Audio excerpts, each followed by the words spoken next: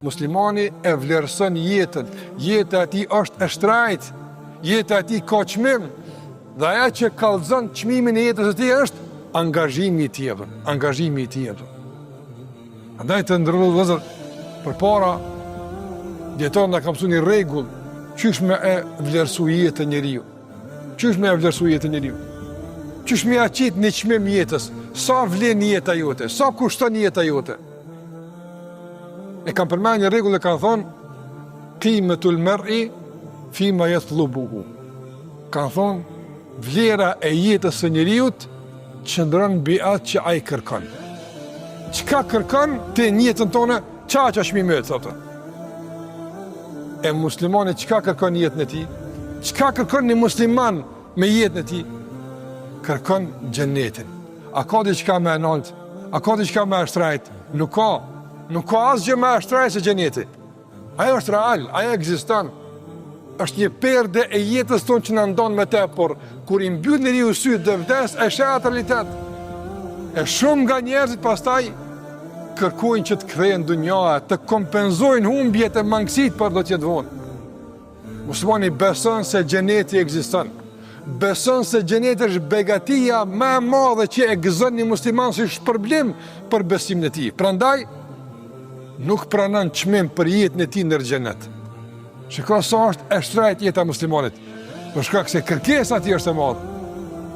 Për shkak para të ndërvëzër kur jeta e dikujt, a dini sa vlen? Jeta e dikujt vlen për shembull sa me arrit një dashnore, me pas. Çikaq. Knaqet. Çajo jeta e tij. A çikaq vlena? A çikaq jeta jota? Non për një gru, për një burr, për një çapadione grusht parë saktuar me i pas shikaq, këtë edhe i bën sa një grusht qaq. Edhe ato 10% sonë harxhit, se i vjen deka, shkon ja lën dikujt mas vete, ç'a jeta e tij ku shkoj. Andaj duhesh më dhon çmim jetës tonë.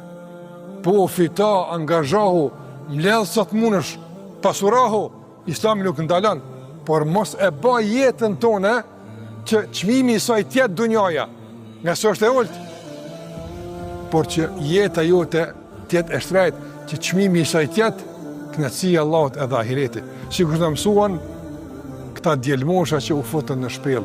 Këta u futën në shpellë për të treguar se edhe me flajt një gur ja vlen për me rujt kënaqësinë e Allahut. Edhe me flajt në situata të pafavorshme, të vështira, edhe unë të menajt ja vlen për shkak se jeta është me shtrajt se me ngup barkun e me unë besimin.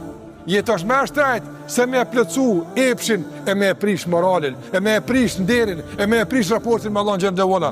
Është me shtrajt. Nuk është jeta veç njeri mu pa një shpreje, me zhagit udhëve ndryshme, apo domthon duke ndjek epshin e tij, çfarë kërkesa po i plotson. Muslimani është i ngritur, është i pastër, është i lartë. Andaj duhet kemi shembuj të tillë që i japin çmim jetës tonë, e ngritin vlerën e kësaj jete.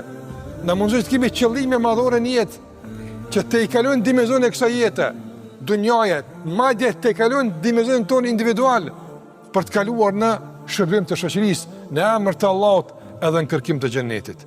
Çka është e kërkuar?